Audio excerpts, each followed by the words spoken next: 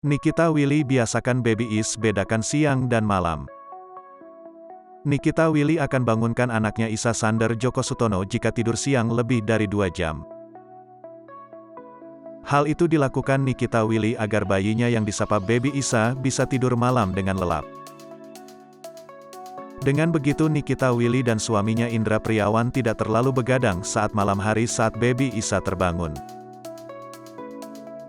Nikita Willy sudah mengajarkan tentang kebiasaan tidur malam. Caranya adalah dengan mengajarkan putranya untuk biasa membedakan waktu pagi atau siang dan malam hari. Inilah yang membuat Nikita dan suaminya, Indra Priawan, tidak terlalu begadang dan punya waktu tidur yang cukup. Dari usia 1 bulan kita sudah buat sleep rutin, jadi dia bisa membedakan siang dan malam.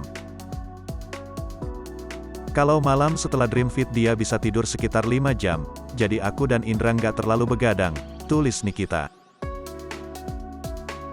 Menurut aktris berusia 28 tahun ini, putranya sudah ia biasakan untuk dibangunkan jika tidur lebih dari 2 jam saat siang hari. Pada siang hari, Niki lebih memilih memberinya makanan dibanding membiarkannya tidur lebih dari 2 jam.